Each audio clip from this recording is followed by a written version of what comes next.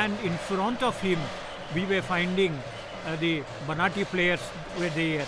They were the Chakra Banati. It was moving in a wheel set. That is also another artistic skill of Odisha. And it has been accepted as a sport, and it is now accepted by the Odisha Olympic Association with the formation of Odisha Banati Association. And they are the people, the Banati Association of Odisha, they are the people, they impart the training to boys and girls. On the other age, we also find the boys and girls showing their Banati skills. And there was another Banati player that was also he was showing his skill. The Bana Banati with the triangular flags tethered to the control wheel. So that is the way he was showing that skill also.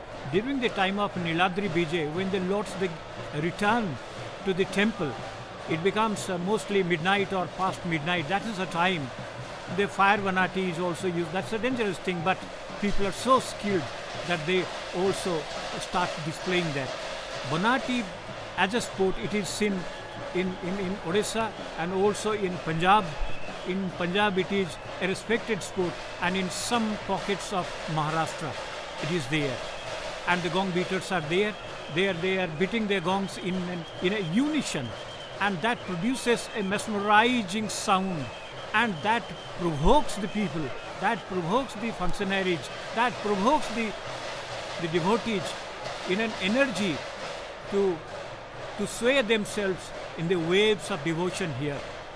Now humidity has become less because there is a sprinkle of rain, a drizzle, a small drizzle is there, and that has not dampened the spirit of the people there. Rather they have been encouraged. The flowers are being showered on the Lord. Lord looks really, really mesmerizing, because yesterday it was the New Youth Day. Navajauvana, New Youth, because after the ablution, after the washing out of all the colors, he was painted anew by the divine painters. So after the new coat of painting, Lord looks so sparkling, so dazzling, so mesmerizing, so magical and so majestic.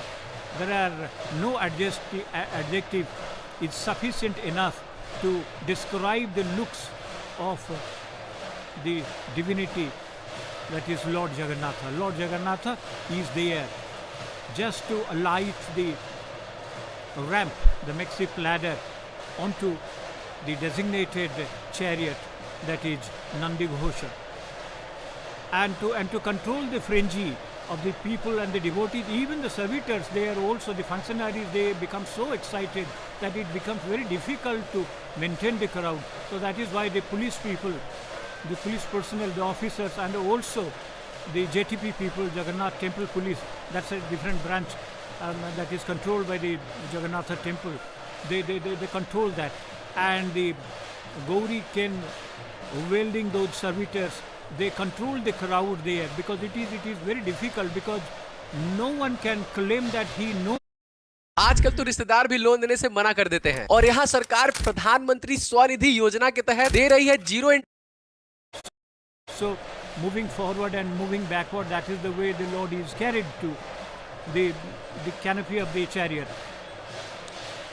Lord doesn't move left or right, moves only forward and backward, pulled backward and pulled forward also. And that has also a significance also. We can say that it implies the Advaita Vedanta philosophy that Brahma Satyam Jagat Mithya. That means the absolute, the truth is only truth, the absolute, that is Brahma, and the rest are others, they are all illusory and illusions. So that is the essence of Jagannatha consciousness. He himself is Brahma, he himself is the truth. The Chief Minister of Orissa State, Sri Mohan Charan Majhi, who is always lending his support to the changes and to the development of the temple administration. So he is there, so lending his presence, and of course that will encourage the functionaries and also the office bearers and the officials of the government to be there. And Lord is being pulled and pushed also from behind. You see, this is the way. It's not an easy thing to pull and push. The Brahmin servitors are there, but they are not the people those who are pulling those cables. Those silken cables are there, and these silk ropes, I can say, they are specially manufactured to carry the weight of the Lord, and they are brought from Varanasi. And there is a cordon also done by the police people so that no other people causes any disturbance in the movement of the Lord. It's slowly being pulled on the chariot, and this is a section of the crowd that has all the state functionaries, central ministers, His Excellency the Governor of the state, the Chief Minister, and the other people, those who are inseparable part of the state administration. They are all there and they are attentive, because everyone wants to ensure that everything goes on very smoothly, because all attentions are there and people all over the world, they are watching every beat of the movement. This is how Lord is being taken, and still the floral crown, the Tahiya, is still there. Tahiya, many words from Jagannatha temple that have added to the English dictionary, and this is the way the magazine of state government that carries the development and the welfare messages of the state government, Odisha Review and Utkal Prasang, they are now released on a beautiful occasion in the presence of Lord himself. And this is how they display. Mr. Kanak Bardhan Singh Dev, Deputy Chief Minister of the state government, is also there, and everybody lends their support. And this magazine that carries the message of the government of Odisha for the development and for the betterment of the state, for which the government of Odisha is committed. And the Gauri Ken welding servitors, they are signaling this way, because Lord should not be moving in a wrong way. That will be a very difficult thing, because during the last year's Rath Yatra, we saw at Gundicha temple there was a small accident because of this carelessness, because of the lack of knowledge, because these experienced people, they monitor the movement of the Lord, and let's pray that nothing untoward happens, everything goes smoothly, because if anything happens, that signals a difficult period is coming or looming before us. So everything must go on smoothly. The shower of flowers are going on, and this is the way Lord Jagannatha is welcomed to his designated chariot, that is Nandi Ghosha. And this is the way the servitors are there, and the extra servitors, they would be getting down just to facilitate the other rituals to happen. And here at this point, the floral crown, the Tahiya, that will be removed, because it is not practically possible to carry the Lord with this floral crown, and they will be taken away by the servitors who are present there to be distributed among the devotees. And the devotees, they treasure those pieces of Tahiya, the little flowers or little solapit flowers, or even jarib, because it has got 5 elements in that: cloth, bamboo, ken, jari, and flowers. These are all there. Taking all these 5 elements together, this is commissioned. This work is commissioned by 2 different monastic orders, the Raghav Das Matha and Gopal Tirtha Matha. So they do that for hundreds of centuries, and this will be removed. And this is the top view of the chariot of Lord Jagannatha. This is Nandi Ghosha, and here at this moment the Tahiya would be removed, and he would be taken inside the canopy, and to allow him to be seated on the chokka or on the designated wooden piece, that's a round piece is there in the temple, or even in the Snana Mandap or in the bathing tower, bathing altar. We have got blue granite or chlorite round shaped base is there, and here no stone is brought, because the entire chariot is made out of wood.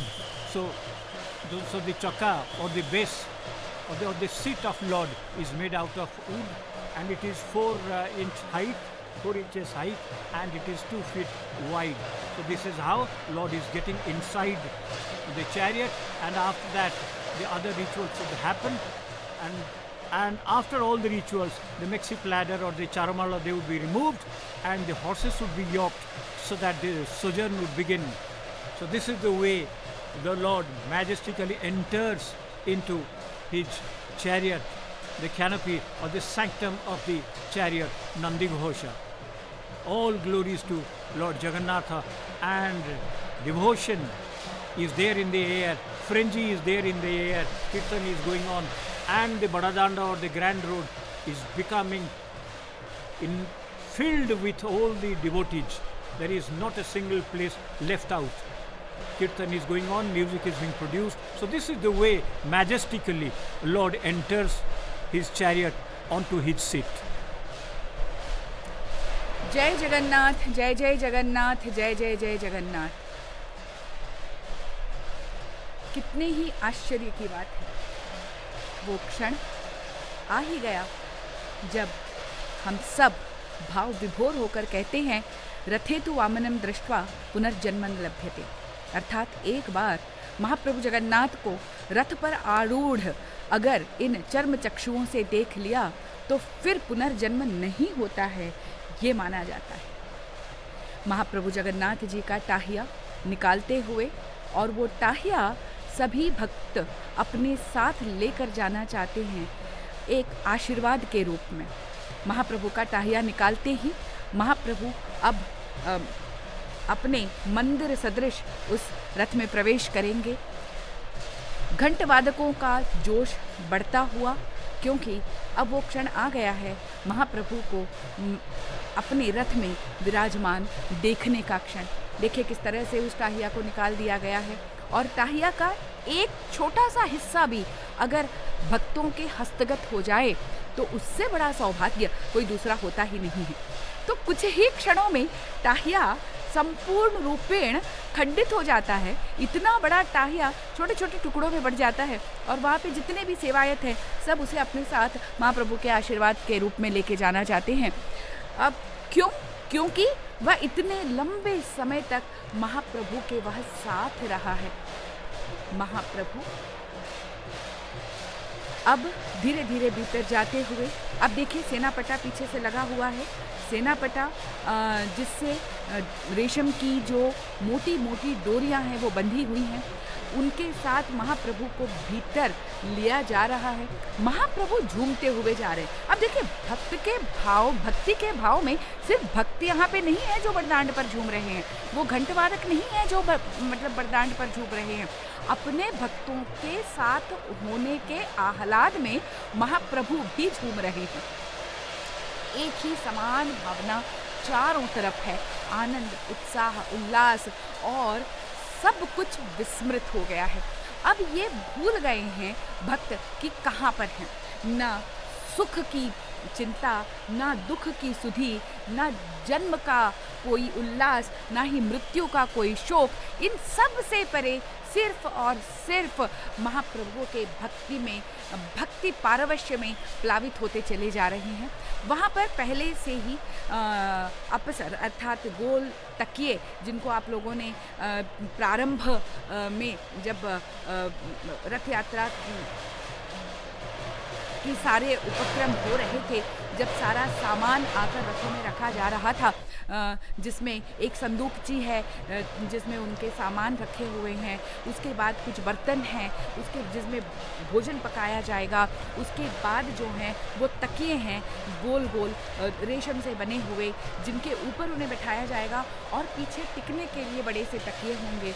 अब महाप्रभु को उन तकियों के ऊपर बिठाकर जो है उन्हें रुंधा जाएगा। रुंधा जाना अर्थात उन्हें बांधना, है ना। देखिए भाव प्रवण है भक्त।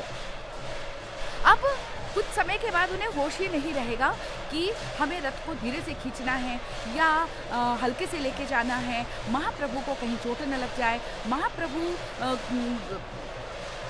इस यात्रा के दौरान उनको कष्ट ना हो, उनका होश ही नहीं होता। वो बस अपने भाव प्रवणता में रथ को खींचते चले जाते हैं। ऐसे में महाप्रभु के श्रीअंगों को किसी भी प्रकार से कोई चोट न लग जाए, किसी भी प्रकार से कोई क्षति न हो, इसीलिए उनको रुंधा जाता है। ठीक उसी प्रकार से जिस प्रकार से हम आधुनिक जीवन में जब जैसे ही गाड़ी में बैठते हैं तो फिर सीट बेल्ट बांध लेते हैं ताकि किसी भी प्रकार से मतलब हमको असुविधा ना हो, बस अब उन्हें रुंधा जाएगा। आप देख रहे हैं कि जो सेवायत हैं रथ के भीतर पूरी तरह से तैयार हैं, तैयारी कर रहे हैं। किसी भी क्षण अब महाप्रभु जो हैं भक्तों को दर्शन दे सकते हैं। किसी भी क्षण वे पलटकर जो है अपने श्रीमुख और वो चका नयन जो है हमारी तरफ कर सकते हैं। अब उसी क्षण की प्रतीक्षा है, उस आश्चर्य की प्रतीक्षा है। दरअसल ये जो श्री क्षेत्र है ना, संपूर्ण रूपेण आश्चर्यों से भरा पड़ा है। यहाँ पे हर एक क्षण आश्चर्य। हालांकि हम जानते हैं कितनी ही कथाएं हैं, कितनी ही किंवदंतियाँ हैं, स्थल पुराण हैं, पौराणिक कथाएं हैं, उसके बावजूद भक्तों के भावावेग से निकली हुई कथाएं हैं। हर एक कथा को हर एक व्यक्ति अलग अलग तरीके से देखता है। जाकी रही भावना जैसी, प्रभु मूरत देखे न तिमित ऐसी। भगवान की कथाओं और उनसे जुड़ी हर बात को भक्त जो है अपने तरीके से जो है भावानुवाद उसका कर लेता है। इसीलिए यहाँ पे कोई बात कभी गलत हो ही नहीं सकती। क्यों? क्योंकि आप कैसे कह पाएंगे कि किसी भक्त की भावना गलत है? क्योंकि भक्त जो भी कहता है उसका वो अनुभव है, भक्तिपूर्ण अनुभव है। और यहाँ पे जैसे कि हम चर्चा कर ही रहे थे, हम बात कर रहे थे आश्चर्य। ये संपूर्ण क्षेत्र आश्चर्य से भरा हुआ है। सबसे पहला आश्चर्य है धाम का आश्चर्य, क्योंकि यहाँ पर जो है जो भी भक्त पहुँचता है वो सारूप्य सायुज्य मुक्ति को प्राप्त कर लेता है। मंदिर के भीतर एक रोहिण कुंड है। कहते हैं उस रोहिण कुंड में एक डुबकी लगा लेने मात्र से तिर्यक योनि का काक यानी कौवा सायुज्य मुक्ति प्राप्त कर जाता है और वो चतुर्भुज विष्णु बन जाता है। नामगत आश्चर्य अनेक तीर्थस्थल है जहाँ पर तीर्थस्थल का नाम अलग है और तीर्थाधीश जो हैं उनका नाम अलग है, लेकिन ये पुरुषोत्तम क्षेत्र है और जो तीर्थेश्वर हैं, जो यहाँ के तीर्थराज हैं, मतलब जो तीर्थ के अधिष्ठाता देवता हैं, वो पुरुषोत्तम है। और यहाँ पर प्रसाद का आश्चर्य है। यहाँ जो प्रसाद महाप्रभु को लगता है वो महाप्रसाद है, वो सामान्य भोग या प्रसाद है ही नहीं। स्वपच से लेकर चमार से लेकर ब्राह्मण पर्यंत, राजा पर्यंत सभी एक ही पत्र से या वो जो मिट्टी का पात्र होता है जिसमें प्रसाद बनता है उसी के टूटे हुए हिस्से में बड़े आनंद पूर्वक उस प्रसाद को ग्रहण करते हैं और उस प्रसाद को ग्रहण करके वो अपने जीवन को धन्य मानते हैं। कोई व्यक्ति ऐसा नहीं होगा, कोई भक्त ऐसा नहीं होगा जो पूरी आए महाप्रभु के दर्शन करें और महाप्रसाद को प्राप्त न करें। अन्न प्रसाद यहाँ का अत्यंत महत्वपूर्ण माना जाता है। ये देखिए कितना अद्भुत ये मतलब जनोदधि, ऐसा लग रहा है ना कि ये सारे के सारे भक्त एक महोदधि के समान हैं और श्री मंदिर उस रथ के समान है जो महोदधि में तैरता हुआ भक्ति भाव से जैसे आगे बढ़ जाएगा। आज श्री मंदिर भी एक रथ के समान ऐसे लग रहा है जैसे चलायमान हो जाएगा। अब बस थोड़े से मतलब भक्त के प्रयास की ज़रूरत है, श्री मंदिर भी जैसे रथ के समान चल पड़ेगा। ये घंटवादक अब प्रतीक्षा में है, सबकी दृष्टि नंदी घोष रथ पर है कि कब तो महाप्रभु अपना श्रीमुख हमें दिखाएंगे, कब तो हमें वो दर्शन भाग्य प्राप्त होगा, कब तो हमारे जन्म जन्मांतर के सुकृत्यों का फल हमें मिलेगा, कब तो हमारे सारे पाप प्रक्षालित होंगे, कब हमारे सारे दुख जो हैं सिर्फ उसी तरह से जल जाएंगे जिस तरह से दावाग्नि में एक अंगारे के पड़ने की देर होती है, जंगल में की पूरा का पूरा जंगल जो है जल जाता है, दावाग्नि के चपेट में आ जाता है। उसी प्रकार से हे भगवान, तुम्हारी एक कृपा दृष्टि मात्र से हमारे जन्म जन्मों के संचित जो दुख है, जन्म जन्मों के संचित जो पाप हैं, जो पाप कृत्य हमने किए होंगे, जाने अनजाने, स्वार्थ में, अहंकार में, ईर्ष्या में, लोभवश जो भी हमने पाप किए होंगे वो सब एक बार में जलकर भस्मीभूत हो जाएंगे। ठीक उसी प्रकार से जिस प्रकार से रुई का बड़ा सा पहाड़ भी एक चिंगारी के पड़ते ही भस्मीभूत हो जाता है, बस उस एक चिंगारी की ज़रूरत होती है और वो चिंगारी जो मेरे पापों को भस्म कर देगी, मेरे समस्त तापों को नष्ट कर देगी, वो है सिर्फ और सिर्फ तुम्हारी एक दृष्टि। महाप्रभु, हम सब यहाँ पर लालायित हैं, प्रतीक्षारत हैं कि एक बार अपनी वो दृष्टि हमें दे दो और एक बार उन चक्र जैसे नयनों में हम खो जाएं। और चक्र जैसे नयन, रूपगत आश्चर्य, ऐसा स्वरूप, ऐसा अलौकिक स्वरूप कहीं देखा होगा जिसके समक्ष सारी सृष्टि का सौंदर्य जो है बिल्कुल निस्सार सारहीन हो जाता है। अब समझ में आता है कि अगर इस सृष्टि को हम इतना सौंदर्यशालिनी कहते हैं, सृष्टि के कण कण में सौंदर्य है, तो वो सौंदर्य आता कहाँ से? महाप्रभु के सौंदर्य से तो आता है। अब देखिए, जो वर्षा हो रही है वो वर्षा भी मतलब ऊपर बैठी देवताओं की करुणा है जो जल रूप में वृष्टि को प्राप्त हो रही है। ये उनकी भक्ति है जो उनके नेत्रों से अश्रु रूप में बहकर आज इस धरती को पावन कर रही है। और ये वर्षा ईश्वर इसीलिए करवा रहे हैं कि उनके भक्तों को कहीं किसी प्रकार का कष्ट ना हो, ना दैहिक कष्ट, ना ही मानसिक कष्ट, क्योंकि भावनात्मक रूप से भक्त जो है अपने दैहिक और मानसिक कष्टों को पूरी तरह से भूल जाता है, लेकिन कहीं ना कहीं शरीर में कष्ट तो होता ही है। इसी वजह से हम देखते हैं कि सरकार की ओर से, मंदिर प्रशासन की ओर से हर वर्ष जो है पानी के फुहार जो हैं सभी भक्तों के ऊपर फुहार चलाई जाती है ताकि भक्त जो हैं सुख से बिना किसी पीड़ा के, शारीरिक पीड़ा के भगवान की भक्ति कर सके। इस बार तो उसकी आवश्यकता ही नहीं पड़ रही है, महाप्रभु ने प्राकृतिक रूप से इसका आयोजन कर दिया है। अब जो वर्षा हो रही है, ये वर्षा अगर भक्ति की वर्षा है तो ये वर्षा भगवान की कृपा की भी वर्षा है, उनकी करुणा की भी वर्षा है, जिसमें संपूर्ण रूप से पोर पोर भीग कर हर एक भक्त जो है महाप्रभु की भक्ति में प्लावित हो रहा है। हर एक भक्त, हर एक सेवायत चाहता है तुलसी का एक दल समर्पित कर दें, अपनी भक्ति के स्वरूप में एक दल तुलसी का समर्पित कर दें। और महाप्रभु, अब बहुत हो गया, बहुत प्रतीक्षा कर ली हमने, अब बस अपना मुख हमें दिखा दीजिए। हम चाहते हैं कि हम आपके उस श्रीमुख को देख सके, वो श्रीमुख जो संपूर्ण रूपेण जो है श्याम वर्ण में है, जिसके ऊपर विस्फारित बड़े से लाल अधर और बिना पलकों के निष्पलक अपनी सृष्टि को, अपने भक्तों को निहारते हुए वो चका नयन, आहा कितना अद्भुत शरीर, कितना अद्भुत आपका वो श्रीमुख और शरीर सफ़ेद। अब ये देखिए, ऐसे कैसे हो सकता है कि जो मुख है वो काला है, शरीर जो है वो सफ़ेद है? भक्त कहता है महाप्रभु राधिका के आलिंगन में है, राधा का शरीर गौरवर्ण का शरीर, और जब दो व्यक्ति आलिंगन में होते हैं तो एक तरफ से जहाँ से मुख दिखाई देता है दूसरे व्यक्ति का शरीर दिखाई देता है, और इस तरह से गौर और श्याम वर्ण जो है महाप्रभु का है। देखिए, ये सारी की सारी जो बातें हैं वो आस्था है, वो भक्ति है। इसमें कोई आपको लॉजिक नहीं मिलेगा, कोई तर्क नहीं मिलेगा। आप नहीं कह सकते कि ये गलत है, ये सही है, क्योंकि ये भक्त का अपना भाव है। अब देखिए, महाप्रभु किसी भी क्षण जो है इस तरफ पलट सकते हैं, भक्तों को अपने श्रीमुख के दर्शन करा सकते हैं, अपनी वो जो कृपा है, कृपा की वृष्टि कर सकते हैं, और सारे घंटवादक, सारे भक्तगण देखिए वो सारे के सारे इसी बात की प्रतीक्षा में जो हैं रत हैं।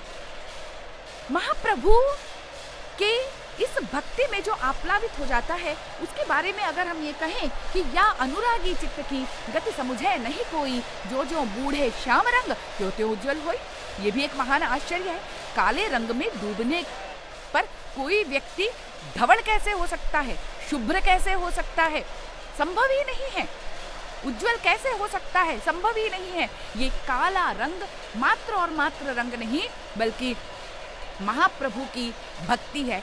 जो भक्त महाप्रभु की भक्ति में जितना अधिक डूबता जाता है, उतना ही वह उज्जवल होता चला जाता है। उसकी मानसिक वृत्तियां संपूर्ण रूपेण तमस और रजस से दूर होकर सत्व से युक्त हो जाती हैं और सात्विक मन हमेशा उज्जवल होता है। और उसी उज्जवलता को प्राप्त करने हेतु हम यहाँ पर हैं। अब देखिए वो क्षण आ गया है। आहा हा हा हा, क्या अद्भुत क्षण है, कितना ही मनोरम क्षण है कि मनमोहन जो सबके मनों को मोह लेते हैं, उन्होंने आखिर अपने श्रीमुख के दर्शन हमें करवा दिए। और एक बार फिर हे कालिया, तुमने हमारे मन को मोह लिया। अब एक बार, अब जिन आंखों से तुम्हारे इस श्रीमुख को देखा है, अब कुछ और देखने का मन ही नहीं करता। और कुछ अगर दिखता भी है तो वो सिर्फ और सिर्फ कालिया तुम्हारा चेहरा दिखाई देता है।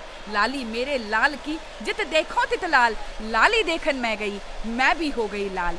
ये महाप्रभु की अनुकंपा है, ये उनका सौंदर्य है। दूर से देखिए कितने सुंदर वो चक्कानयन दिखाई दे रहे हैं और तुलसी की मालाएं उठाए हुए भक्ति पारवश्य में ये भक्त। अद्भुत दृश्य, परम अद्भुत दृश्य।